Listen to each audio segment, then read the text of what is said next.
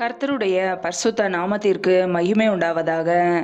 தேவன் அருளியப்ப மினிஸ்ட்ரி மூலமாக உங்களோடு தொடர்பு கொள்வதிலும் நம்ம மகிழ்ச்சி அடைகிறோம்.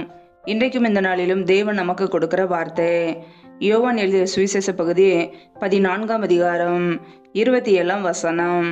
சமாதானத்தை உங்களுக்கு வைத்து போகிறேன், என்னுடைய சமாதானத்தை உங்களுக்கு கொடுக்கிறேன். உலகம் கொடுக்கிற பிரகாரம் நான் உங்களுக்கு கொடுக்கிறதில்லை. உங்கள் இருதயம் கலங்காமலும் பயப்படாமலும் இருப்பதாக. ஹல்லேலூயா. கிறிஸ்துவுக்குள் பிரியமானவர்களே, கர்த்தராய் இயேசு கிறிஸ்து இப்படியாக சொல்லியிருக்கிறார், சமாதானத்தை உங்களுக்கு வைத்து போகிறேன், என்னுடைய சமாதானத்தையே உங்களுக்கு கொடுக்கிறேன். உலகம் கொடுக்கிற பிரகாரம் நான் உங்களுக்கு கொடுக்கிறதில்லை. உங்கள் இருதயம் கலங்காமலும் பயப்படாமலும் இருப்பதாக என்று. ஆம் பிரியமானவர்களே, நம்முடைய தேவன் சமாதானத்தின் தேவன். நம்முடைய வாழ்க்கையில இயேசு கிறிஸ்துவை ஏற்றுக்கொள்ளும் போது நம்முடைய வாழ்க்கையிலே சமாதானம். ஒருவேளை இந்த உலகத்திலே நாம் சமாதானத்துக்காக அலைந்து திரியலாம். உலகம் கொடுக்கிற பிரகாரம் அவர் நமக்கு கொடுக்கறதில்லை. அவர் கொடுக்கிற சமாதானம் நிரந்தரமானது, அதை யாராலும் பறிக்க முடியாது. ஆம்பிரியமானவர்களே, இயேசு கிறிஸ்து சிலுவையில் சிந்திய இரத்தத்தினாலே வெளியேறப்பட்ட சமாதானத்தை நமக்கு கொடுத்திருக்கிறார். ஆம்பிரியமானவர்களே, இன்றைக்கு நம்முடைய வீடுகளிலே சமாதானம் இருக்கிறதா? சந்தோஷம் இருக்கிறதா? நம்முடைய இருதயத்திலே தேவன் வாசம் பண்ணுகிறாரா? நம்மை நாமே ஆராய்ந்து பார்ப்போம். நம்முடைய இருதயத்தில் இயேசு கிறிஸ்துக்கு இடம் கொடுக்கும்போது நம்முடைய குடும்பம் சமாதானமாக இருக்கும். பிரியமானவர்களே, இன்றைக்கு அநேகருடைய வாழ்க்கையிலே இயேசு கிறிஸ்துவை ஏற்றுக்கொண்ட பிள்ளைகளுடைய குடும்பங்களிலே சமாதானம் இல்லை. சத்ருவானவனுக்கு இடம் கொடுத்து வேதத்தை நேசிக்காமல், கர்த்தரை நேசிக்காமல், கர்த்தரை விட்டு விலகி சமாதானத்தை கெடுத்துக் கொள்கிறார்கள். கர்த்தருடைய பிள்ளைகள் ஆராய்ந்து பார்க்க வேண்டும். நம்ம அவரை தேடுகிறோமா? அவருக்கு பிரியமுள்ள வாழ்க்கை வாழ்கிறோமா? நம்முடைய வீட்டில் கர்த்தர் இருக்கிறாரா? நம்மை நாமே ஆராய்ந்து பார்ப்போம். இயேசு கிறிஸ்து நம்முடைய குடும்பத்திலே தங்கும்போது நம்முடைய குடும்பம் சமாதானமாக இருக்கும். ஹல்லேலூயா. கர்த்தருடைய பிள்ளைகள் ஆராய்ந்து பார்க்க வேண்டும். ஒருவேளை இந்த உலகத்திலே போய் சமாதானத்தை தேடலாம். உலகம் கொடுக்கிற சமாதானம் அழிந்து போய்விடும். ஒருவேளை சில நிமிடங்கள் மாத்திரம் சமாதானமாக இருக்கும், ஆனால் அது நிரந்தரம் அல்ல. ஆனால் இயேசு கிறிஸ்து நமக்கு கொடுக்கிற சமாதானம் முடிவு பரியந்தமும் மரண பரியந்தமும் நமக்கு நிலைத்திருக்கும். ஹல்லேலூயா. நம்முடைய இருதயத்தில் ஒருவேளை சோர்ந்து போயிருப்போம் என்றால், பயத்தோடு இருப்போம் என்றால், நம்மை நாமே ஆராய்ந்து பார்ப்போம். நம்முடைய வாழ்க்கையில இயேசு கிறிஸ்து நம்மோடு கூட இருக்கும்போது நம்முடைய குடும்பம் சமாதானமாய் சந்தோஷமாய் இருக்கும். பிரியமானவர்களே, இயேசு கிறிஸ்து நமக்கு கொடுத்த சமாதானம் வேதத்தை நேசிக்கிறவர்களுக்கோ மிகுந்த சமாதானம் என்று வசனம் சொல்கிறது. இயேசு கிறிஸ்துவை நேசிக்கும் பொழுது, அவரை நாம் விசுவாசிக்கும் பொழுது நம்முடைய குடும்பத்திலே சமாதானம் தங்கி இருக்கும். அவர் சமாதானத்தை நமக்கு வைத்து போயிருக்கிறார். அவருடைய விளையாடப்பட்ட சமாதானத்தை நமக்கு கொடுத்திருக்கிறார். ஹல்லேலூயா. அதை அறிந்து கொள்வோம். ஒவ்வொரு நாளும் இயேசு கிறிஸ்துவை தேடுவோம், அவருடைய வார்த்தைகளை நேசிப்போம். மிகுந்த சமாதானத்தையும் சந்தோஷத்தையும் கர்த்தர் நமக்கு கொடுத்து நம்மை ஆசீர்வதிப்பார். நம்முடைய குடும்பத்தை பாதுகாப்பார், நம்முடைய பிள்ளைகளை பாதுகாப்பார். ஹல்லேலூயா. கர்த்தர் தாமே இந்த வார்த்தையின்படி உங்களை ஆசீர்வதிப்பாராக. ஆமென்.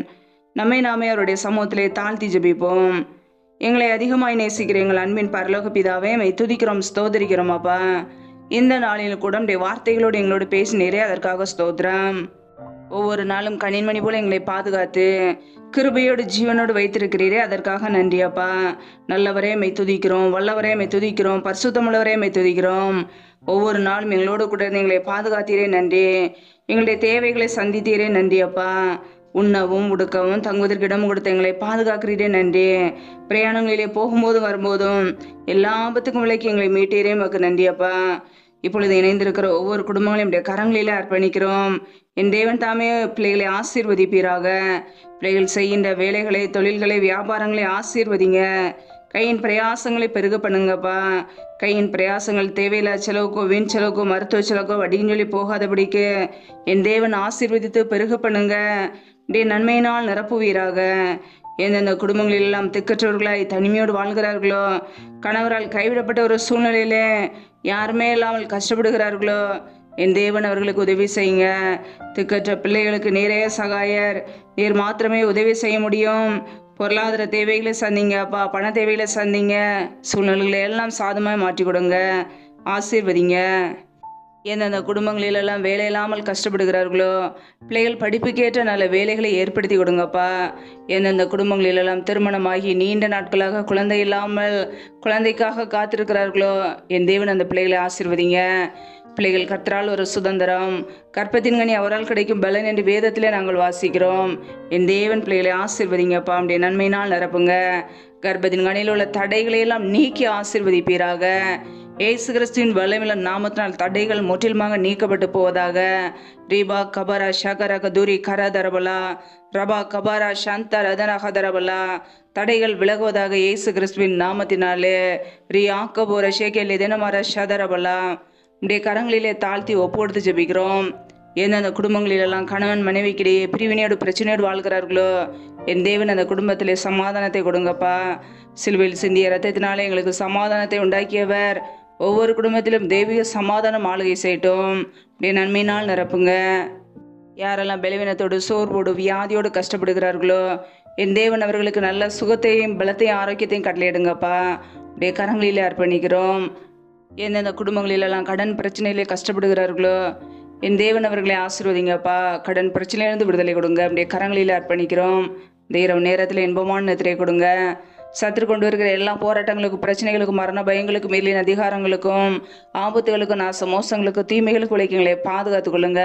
அப்படியே ரத்த கோட்டைகளை எங்களை அர்ப்பணிக்கிறோம். அப்படியே கிருபைகளை அர்ப்பணிக்கிறோம். இரவு நேரத்தில் இன்பமான நித்திரை கொடுங்க. நல்ல சொப்பன தரிசனங்களை எங்களோடு கூட அப்பா வெளிப்படுத்துங்க.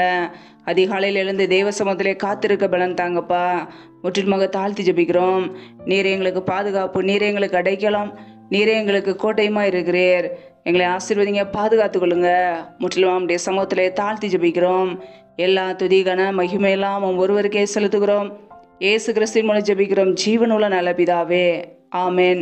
கர்த்தர் தாமே உங்களையும் உங்கள் குடும்பங்களையும் ஆசீர்வதிப்பாராக. ஆமேன். Thanks for watching. Please subscribe our channel. Click the like and share. Click the bell. God bless you.